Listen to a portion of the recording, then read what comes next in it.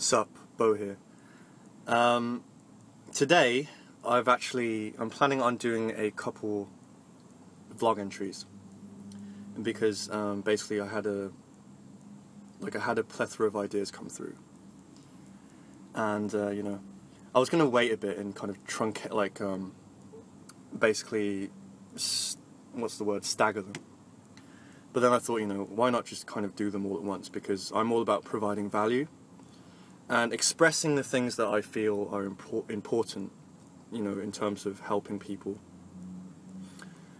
to improve themselves and to just generally gain awareness. So, I want to basically continue where I left off. Last time, my impromptu vlog entry, I was talking about, I introduced energy, this concept of energy. And I also touched on, things like, ideas like, we're stuck in our heads, there's an epidemic of people being stuck in their heads. And today I just want to take a bit more time to basically explain this concept of energy.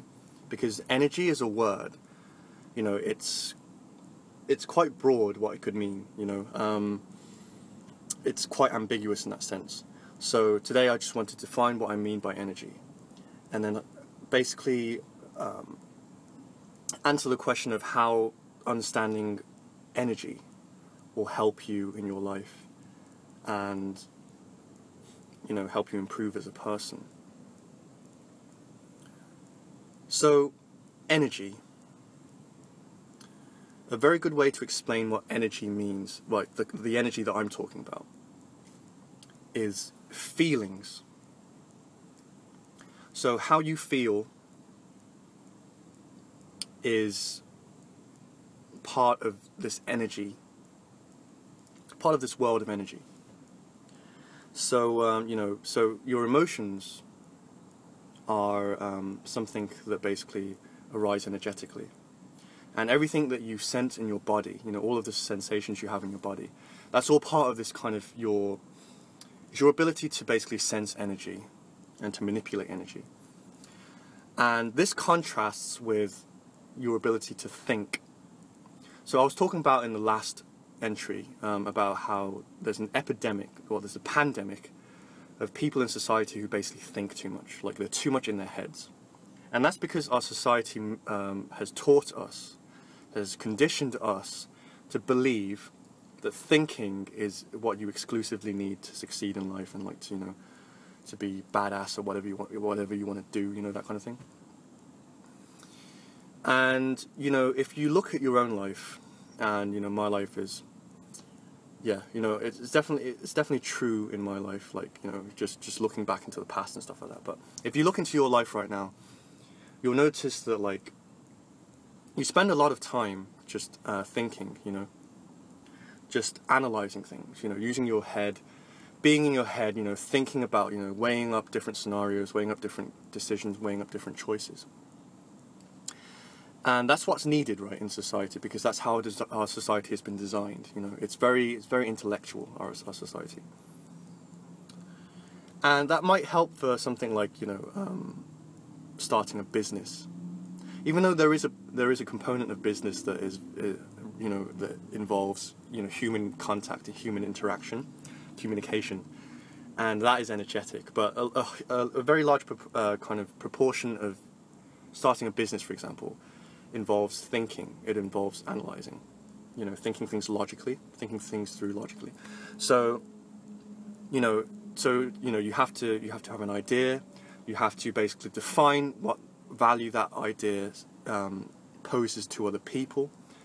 You have to basically consider all of the factors that will be focal areas as you basically flesh out your business plan, and then when you come to implement it. And then you think about, the problems that are potentially going to come up, the roadblocks, what happens when you suffer a setback, that kind of thing. So all of this thing is, it's within the realm of thought, it's within the realm of logic. And, so it should be, it's a very logical thing to start a business. But let's use another example, you want to, for example, you want to meet a hot girl, or you want to meet, a really dreamy guy, a really manly man. it's funny because our society teaches us to approach that kind of thing like in a very kind of intellectual way. So, you know, for example, you have guys basically like, you have these guys in the pickup community, like in the seduction community, and they're basically in it to learn, like, you know, the lines. They learn like how to present themselves, so like how to dress like suavely, what to say, you know, what lines to say, and like how to behave, and like you know, what things they like, how they should be, you know, what kind of archetype they should embody to impress the girl. You know, what kind of flashy things they can do to basically impress the girl. And you know, any woman, right? Any woman who is familiar, any woman who is aware of how, you know, of when she's attracted to a man, you know, aware of the energy behind it, she will know that this kind of thing, you know, all of these things that I just listed, they're kind of the surface aspects of what creates attraction for a woman towards a man, right? And, you know, on the flip side, right, you have women, right? And, you know, with women, it's like, you know, they're taught to basically dress in a certain way. So, and they have to basically, like with makeup and stuff, like they have to basically follow these, they have to buy these particular products, like when they go to the, you know, they have to go to the gym and they have to do these particular exercises to, like, I don't know, emphasize whatever body part that they're trying to emphasize. And again, it's, you know, there are these kind of like Bibles for women, like you know, like the magazine Cosmopolitan, which basically sell to women this very kind of scientific, analytical approach to attracting men. And any man who knows, you know, who understands attraction towards a woman, you know, his own attraction towards women, and unfortunately that's not very many men, but that's another thing, that's another story. Yeah, so any man who understands attraction, like understands why he's attracted to a woman, will know that all of this stuff that I just listed with the woman, they're just surface aspects, you know, they're just the tip of the iceberg of what attracts a man to, you know, to a woman. It's more about, you know, it's more about the energy. So this is what I'm getting at. It's more about the energy that the woman is projecting, is emanating. So so how she is, you know, how she moves, like how she wraps, how she basically packages.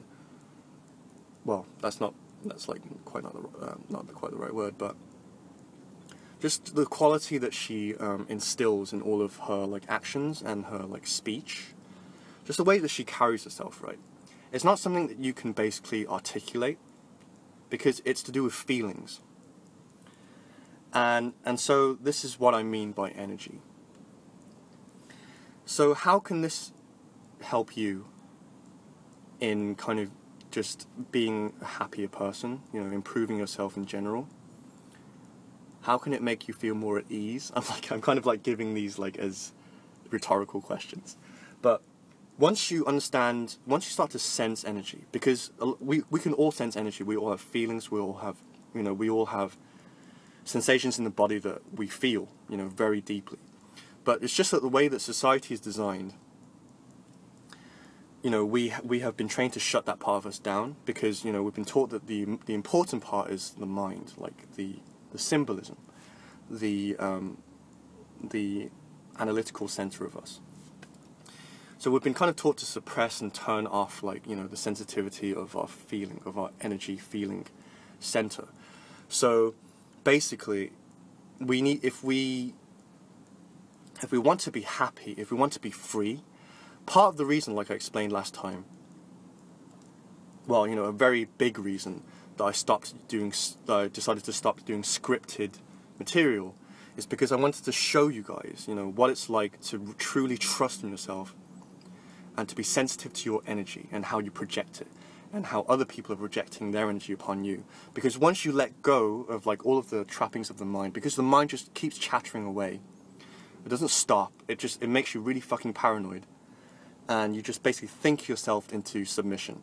But once you learn to let go and be sensitive again to, you know, to energy, you know, then you can be happy, you can be yourself.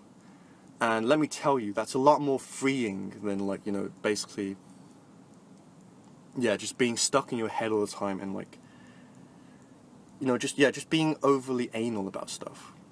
You know, the more you learn to trust yourself, the more you learn to be sensitive to energy, the less you'll need to, like, always have all of these kind of, like, manipulative strategies in life.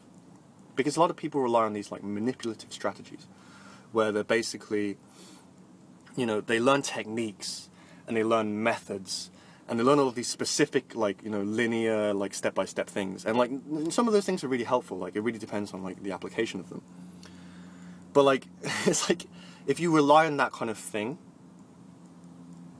then, you know, you're basically getting in the way of yourself. And a lot of people say this, you know, you once you learn to step out of the way and just let the innate kind of sensitivity within you to basically guide you in life, then you're going to be fucking a lot more happier in life. You know, you're not going to be so stressed. You're just going to be freer. You can be yourself. You know, you can attract people that resonate with who you are as a person. So yeah, that's the importance of energy. So I hope that helps. And you know, if you have any questions, like, feel free to ask me, because, you know, this is very. It'll get you laid. You know, it'll get you the perfect man. It'll so many things will open up for you if you embrace this side of yourself. So okay, cool. That's the end of the first one. And, like, see you in the next one.